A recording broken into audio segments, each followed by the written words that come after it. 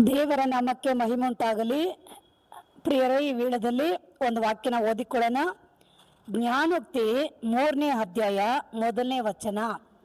ದೇವರ ವಾಕ್ಯ ಹೀಗೆ ಹೇಳುತ್ತೆ: ಕಂದ, ನನ್ನ ಉಪದೇಶವನ್ನು ಮರೆಯಬೇಡ, ನನ್ನ ಆಜ್ಞೆಗಳನ್ನು ಮನಪೂರ್ವಕವಾಗಿ ನಡೆಸು. ಅವು ನಿನ್ನ ದಿನಗಳನ್ನು ಹೆಚ್ಚಿಸಿ ನಿನ್ನ ಆಯುಷ್ಯನ ವರ್ಷಗಳು ವೃದ್ಧಿಗೊಳಿಸುವವು.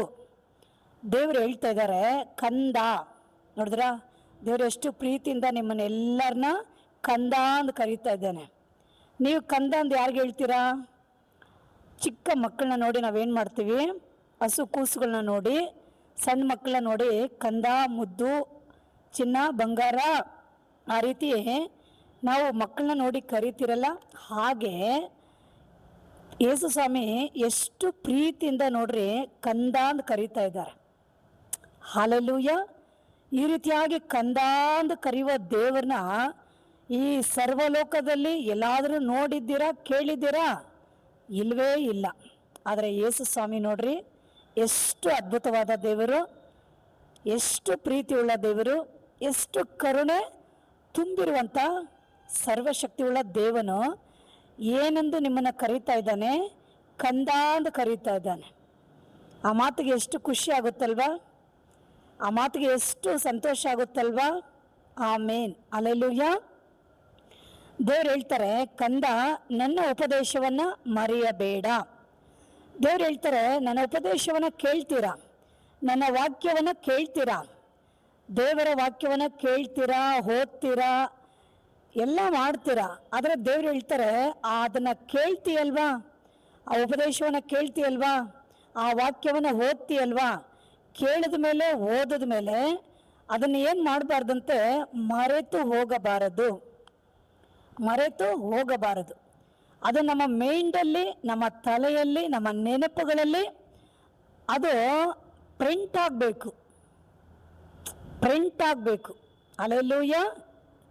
ಎಷ್ಟೇ ದಿನಗಳಾದರೂ ವರ್ಷಗಳಾದರೂ ನಮ್ಮ ಮನಸ್ಸು ಅದು ಬಿಟ್ಟು ಹೋಗಲೇಬಾರ್ದು.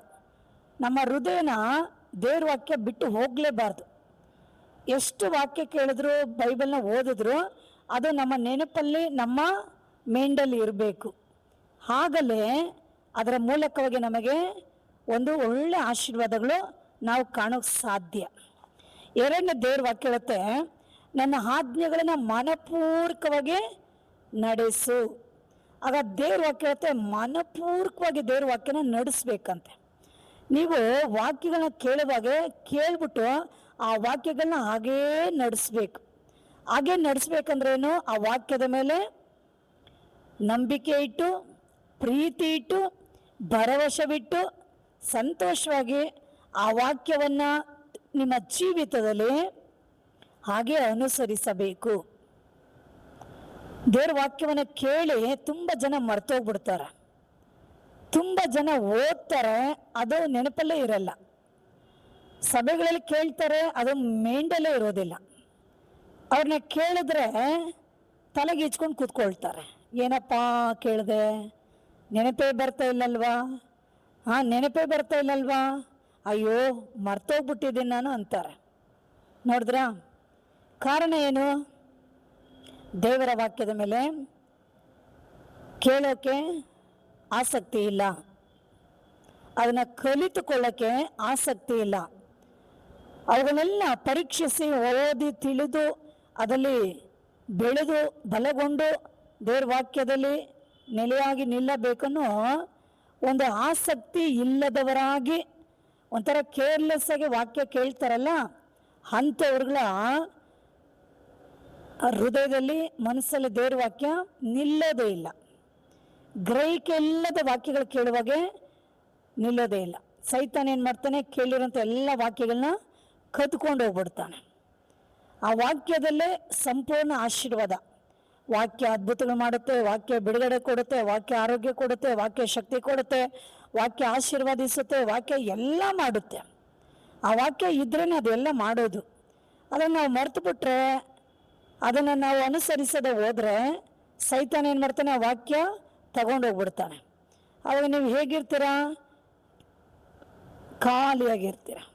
ನಿಮ್ಮ ಹೃದಯಗಳು ಖಾಲಿ, ನಿಮ್ಮ ಮನಸ್ಸುಗಳು ಖಾಲಿ. ಅವಾಗ ನಿಮ್ಮ ಜೀವಿತದಲ್ಲಿ ಕಾರ್ಯಗಳು ಏನಾಗೋದಿಲ್ಲ, ಅದ್ಭುತಗಳು ನಡೆಯಲ್ಲ, ಬಿಡುಗಡೆ ಆಗೋದಿಲ್ಲ, ಒಂದು ಆಶೀರ್ವಾದ ಉಂಟಾಗೋದಿಲ್ಲ, ಎಲ್ಲದರಲ್ಲಿ ಒಂದು ಆಶೀರ್ವಾದ ನಾವು ನೋಡೋಕ್ಕಾಗೋದಿಲ್ಲ. ಆಮೇಲೆ ಅಲ್ಲೆಲ್ಲೂಯ್ಯ. ಹಾಗಾಗಿ ದೇವರು ಹೇಳ್ತಾರೆ, ನನ್ನ ಉಪದೇಶವನ್ನು ಮರಿಬೇಡ. ದೇವ್ರ ವಾಕ್ಯನ ಮರೀಲೇಬಾರ್ದು. ಎಲ್ಲ ಸಂದರ್ಭಗಳಲ್ಲಿ ನೆನಪಲ್ಲಿರಬೇಕು. ಬಾಯಿ ಬಿಟ್ಟ ವಾಕ್ಯನ ಕಂಠಪಾಠ ಮಾಡಿ ಆ ವಾಕ್ಯಗಳನ್ನು ನಾವು ಮಾತಾಡಬೇಕು. ಮನಪೂರ್ವಕವಾಗಿ ದೇವ್ರ ವಾಕ್ಯಗಳನ್ನು ಅನುಸರಿಸಬೇಕು. ನಾವು ಅನುಸರಿಸಿ ಜೀವಿಸಬೇಕು. ಆಗಲೇ ದೇವರು ನಮ್ಮ ಸಂಗಡ ಇರ್ತಾನೆ. ಆಗಲೇ ನಾವು ಹೋಗುವ ಎಲ್ಲ ಕಡೆಗಳಲ್ಲಿ ದೇವರು ನಮ್ಮ ಸಂಗಡ ಇದ್ದು ನಾವು ಮಾಡೋ ಸಕಲ ವಿಧವಾದ ಕಾರ್ಯಗಳಲ್ಲಿ ಅವರು ಆಶೀರ್ವಾದನ ಕಟ್ಟಲೆ ಇಡ್ತಾರೆ. ವಾಕ್ಯದಿಂದಲೇ ನಮಗೆ ಧೈರ್ಯ, ವಾಕ್ಯದಿಂದಲೇ ನಮಗೆ ಬಲ, ವಾಕ್ಯದಿಂದ ನಮಗೆ ಆರೋಗ್ಯ, ವಾಕ್ಯದಿಂದ ನಮಗೆ ಎಲ್ಲ ಆಶೀರ್ವಾದಗಳು ಕಾಣೋಕ್ಕೆ ಸಾಧ್ಯ. ಕುಟುಂಬದಲ್ಲಿ, ಮಾಡುವ ಕೆಲಸಗಳಲ್ಲಿ, ನಿಮ್ಮ ಜೀವಿತಗಳಲ್ಲಿ ದೇವರ ವಾಕ್ಯನ ನೀವು ಅಭ್ಯಾಸ ಮಾಡಬೇಕು. ಯಾವಾಗಲೂ ದೇವ್ರ ವಾಕ್ಯನ ಕೇಳೋದು ಅಭ್ಯಾಸ ಮಾಡಬೇಕು. ಬೈಬಲ್ನ ಓದೋದು ಅಭ್ಯಾಸ ಮಾಡಬೇಕು. ಅದರಲ್ಲಿ ಇರೋ ಸತ್ಯವನ್ನು ನಾವು ಚೆನ್ನಾಗಿ ಪರೀಕ್ಷೆ ಮಾಡಿ ಗ್ರಹಿಸಿ ಎಲ್ಲವನ್ನು ಧ್ಯಾನಿಸಿ ಅದರಲ್ಲಿರೋಂಥ ದೇವರ ಮಹಿಮೆ ಬಲಗಳನ್ನು ವಾಕ್ಯದ ಮೂಲಕವಾಗಿ ತಿಳಿದು ಅದನ್ನು ನಾವೇನು ಮಾಡಬೇಕು, ಹೊಂದಿಕೊಳ್ಳಬೇಕು. ಹಲ್ಲೆಲೂಯಾ. ನಾವು ಹೀಗೆ ಮಾಡುವಾಗ ಏನಾಗುತ್ತಂದರೆ, ದೇವರ ವಾಕ್ಯ ಮರೆಯದೆ ನಾವು ಕೇಳಿ ಮತ್ತು ಮನೇಲಿರೋರಿಗೆಲ್ಲ ವಾಕ್ಯ ಹೇಳ್ಕೊಡ್ಬೇಕು. ನಿಮ್ಮ ಗಂಡನಿಗೆ ಆ ವಾಕ್ಯ ಹೇಳ್ಕೊಡ್ರಿ, ನಿಮ್ಮ ಅಕ್ಕ ತಂಗಿಗಳಿಗೆ ಆ ವಾಕ್ಯ ಹೇಳ್ಕೊಡ್ರಿ, ನಿಮ್ಮ ಮಕ್ಕಳಿಗೆ ಆ ವಾಕ್ಯನ ಹೇಳ್ಕೊಡ್ರಿ.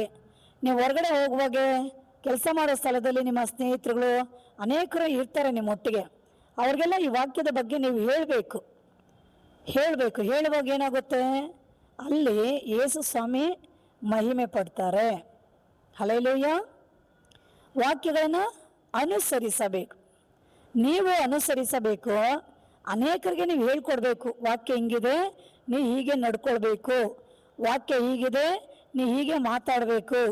ವಾಕ್ಯ ಹೀಗಿದೆ, ನೀನು ಹೀಗೆ ವಾಕ್ಯದ ಪ್ರಕಾರ ಜೀವಿಸ್ಬೇಕು ಅಂದ್ಬಿಟ್ಟು ಅನೇಕರಿಗೆ ವಾಕ್ಯವನ್ನು ಫಾಲೋ ಮಾಡೋಕ್ಕೆ ನೀವು ಅವ್ರಿಗೆ ಹೇಳ್ಕೊಡ್ಬೇಕು. ಮೊದಲು ನೀವು ವಾಕ್ಯನ ಕೇಳಿ ಮರೀದಿರ ಎಲ್ಲರಿಗೂ ಹೇಳ್ಕೊಡ್ಬೇಕು. ಅನಂತರ ವಾಕ್ಯವನ್ನು ನೀವು ಅನುಸರಿಸಿ ಅದನ್ನು ಅನುಸರಿಸೋರ್ಗೂ ಸಹ ನೀವು ಎಲ್ಲರಿಗೂ ನೀವು ಒಂದು ಮಾರ್ಗದರ್ಶನ ಕೊಡೋರಾಗಿ ನೀವು ಹೇಳುವರಾಗಿ ಇರಬೇಕು. ಆಗಲೇ ವಾಕ್ಯ ನಿಮ್ಮಲ್ಲಿ ಕ್ರಿಯೆ ಮಾಡುತ್ತೆ. ನೀವು ವಾಕ್ಯ ಹೇಳೋಗೆ ಅವರಲ್ಲೇ ವಾಕ್ಯ ಕ್ರಿಯೆ ಮಾಡುತ್ತೆ. ನಿಮಗೂ ಒಂದು ದೊಡ್ಡ ಆಶೀರ್ವಾದ, ನಿಮ್ಮ ಮೂಲಕವಾಗಿ ಅವ್ರಿಗೂ ಒಂದು ದೊಡ್ಡ ಆಶೀರ್ವಾದ. ಇದನ್ನು ನೋಡುವಾಗೆ ದೇವರು ನಿಮ್ಮ ವಿಷಯದಲ್ಲಿ ಸಂತೋಷಗೊಳ್ತಾನೆ. ಹಲ್ಲೆಲೂಯಾ. ಇವುಗಳು ನೀವು ಈ ರೀತಿಯಾಗಿ ಮಾಡುವಾಗ ಏನಾಗುತ್ತಂತೆ, ಅವು ನಿನ್ನ ದಿನಗಳನ್ನು ಹೆಚ್ಚಿಸಿ ನಿನ್ನ ಆಯುಷ್ಯನ ವರ್ಷಗಳನ್ನು ವೃದ್ಧಿ ಮಾಡುತ್ತೆ. ನಿಮ್ಮ ದಿನಗಳು ಹೆಚ್ಚಾಗುತ್ತೆ, ನಿಮ್ಮ ಆಯುಸ್ಸಿನ ವರ್ಷಗಳು ವೃದ್ಧಿ ಆಗುತ್ತೆ. ನೋಡ್ರಿ, ಅನೇಕರು ದೇವ್ರ ವಾಕ್ಯನ ಅಸಡ್ಡೆ ಮಾಡಿ, ದೇವ್ರ ವಾಕ್ಯನ ಮರೆತು, ದೇವ್ರ ವಾಕ್ಯನ ಅನುಸರಿಸದೆ ಇರ್ತಾರೆ. ಏನಾಗುತ್ತಂದ್ರೆ ಅವರ ದಿನಗಳು ಹೆಂಗ ಕಡಿಮೆ ಆಗುತ್ತಂದ್ರೆ, ಒಂದು ಹೊಟ್ಟಿನ ಹಾಗೆ ದಿನಗಳು ಮುಗಿದೋಗುತ್ತೆ. ಹೊಟ್ಟೆ ಹೆಂಗೆ ಹಾರ್ಕೊಂಡು ಹೋಗುತ್ತಲ್ವ, ಆ ರೀತಿ ಅವ್ರ ದಿನಗಳೆಲ್ಲ ಬೇಗನೆ ಮುಗಿದೋಗುತ್ತೆ. ಮತ್ತು ಅವ್ರ ದಿನಗಳು ಹೆಚ್ಚಾಗೋದಿಲ್ಲ.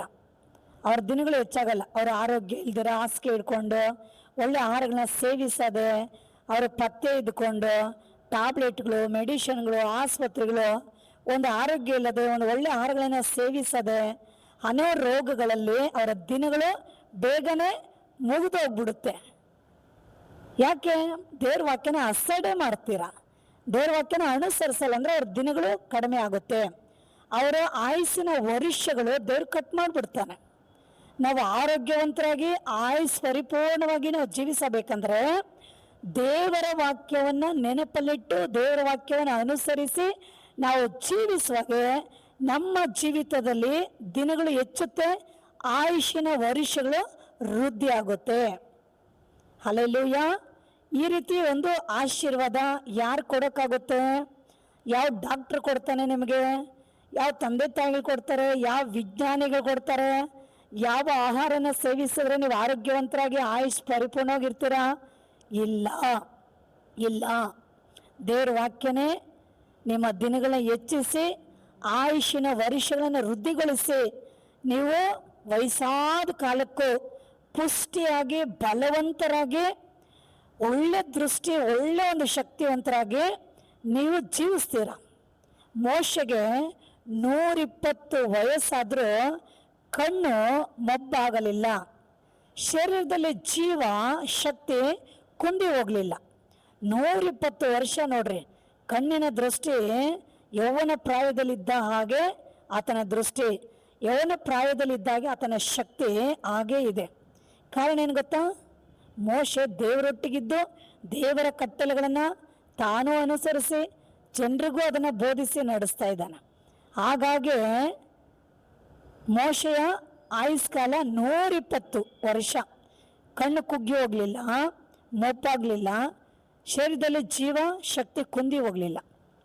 ಆಗ ನಮ್ಮ ಆಯುಸ್ಸು, ನಮ್ಮ ದಿನಗಳು, ನಮ್ಮ ಆರೋಗ್ಯ, ನಮ್ಮ ಶಕ್ತಿ ಇದರಲ್ಲಿ ನಾವು ಆಶೀರ್ವದಿಸಲ್ಪಟ್ಟು ಪುಷ್ಟರಾಗಿ ಬಲವಾಗಿ ಆರೋಗ್ಯವಂತರಾಗಿ ಆಯುಸ್ ಫುಲ್ಲು ಮುಗಿಬೇಕಂದ್ರೆ ದೇವರ ವಾಕ್ಯದಲ್ಲೇ ಆ ಆಶೀರ್ವಾದ ಅಡಗಿರೋದು.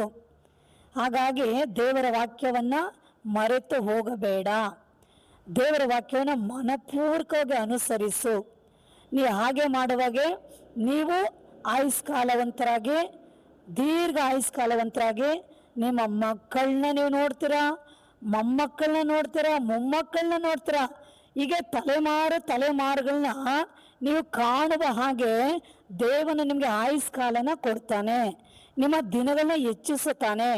ನೀವು ಪುಷ್ಟರಾಗಿ ಆರೋಗ್ಯವಂತರಾಗಿ ನೀವು ಎಲ್ಲವನ್ನು ನೋಡಿ ಅನುಭವಿಸಿ ನಂತರ ದೇವರ ರಾಜ್ಯದಲ್ಲಿ ಪ್ರವೇಶ ಮಾಡ್ತೀರಾ. ಯೋಬುಗೆ 140 ವಯಸ್ಸು, ಯೋಬುಗೆ 140 ವಯಸ್ಸು ಅಂತ ನೋಡ್ರಿ. ಆತನ ಮಕ್ಕಳು, ಮೊಮ್ಮಕ್ಕಳನ್ನ 4 ತಲೆಮಾರುಗಳವರೆಗೂ ಪುಷ್ಟನಾಗಿ ಆರೋಗ್ಯವಂತನಾಗಿದ್ದ ಯೋಬು.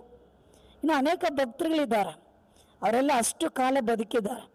ಈ ಕಾಲದಲ್ಲಿ ನೋಡ್ರಿ, ಮದುವೆ ಹುಟ್ಟುವಾಗಲೇ ಸತ್ತೋಗ್ತಾರೆ, ಮದುವೆಗೆ ಮುಂಚೆ ಸತ್ತೋಗ್ತಾರೆ, ಮದುವೆ ಆಗಿ ಸತ್ತೋಗ್ತಾರೆ, ಸಣ್ಣ ವಯಸ್ಸುಗಳಲ್ಲಿ ಸತ್ತೋಗ್ತಾರೆ. ಸಾವು ಯಾವಾಗ ಬರುತ್ತೆ ಅಂತ ಗೊತ್ತಾಗ್ತಾನೆ ಇಲ್ಲ ಇವಾಗ.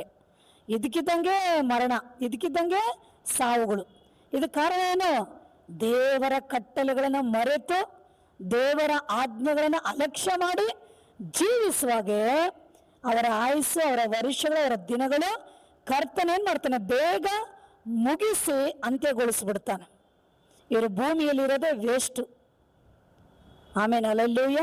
ಹಾಗಾಗಿ ದೇವ ಜನರೇ, ಇದನ್ನು ಕೇಳಿಕೊಂಡಿರೋಂಥ ಎಲ್ಲರೂ ಯಾರಾದರೂ ಸರಿ ಯೇಸು ಸ್ವಾಮಿ ಮೇಲೆ ಪರಿಪೂರ್ಣ ನಂಬಿಕೆ ಇಟ್ಟು ಅವರ ಮಾತುಗಳನ್ನ ನೆನಪಲ್ಲಿಟ್ಕೊಂಡು ಅವರ ಕಟ್ಟಳೆಗಳನ್ನು ಕೈಗೊಂಡು ಎಲ್ಲರಿಗೂ ಬೋಧಿಸ್ರಿ, ಎಲ್ಲರಿಗೂ ಹೇಳ್ರಿ, ದೇವ್ರ ವಾಕ್ಯನ ಮಾತಾಡ್ರಿ, ದೇವ್ರ ಬಗ್ಗೆನೇ ಮಾತಾಡ್ರಿ, ವಾಕ್ಯದ ಬಗ್ಗೆ ಮಾತನಾಡ್ರಿ, ಅವ್ರು ಮಾಡಿರೋ ಅದ್ಭುತಗಳ ಬಗ್ಗೆ ಮಾತನಾಡ್ರಿ, ಅವ್ರು ಮಾಡಿರೋ ಕ್ರಿಯೆಗಳ ಬಗ್ಗೆ ಮಾತನಾಡಿಕೊಂಡೇ ಇರ್ರಿ.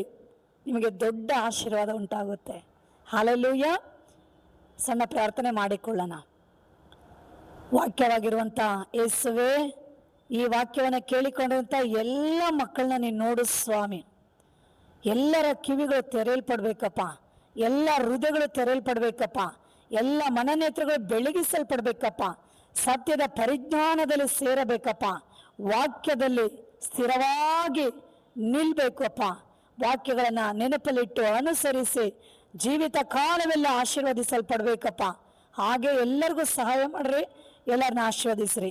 ಹಾಗೆ ಮಾಡಿದ್ಗ ಸ್ತೋತ್ರ. ಯೇಸು ನಾಮದಲ್ಲಿ ತಂದೆ. ಈ ವಾಕ್ಯ ಕೇಳಿಕೊಂಡಿರೋಂಥ ಎಲ್ಲ ಪ್ರೇಯರೇ ಲೈಕ್ ಮಾಡಿ, ಶೇರ್ ಮಾಡಿ. God bless you. ಆಮೇನ್.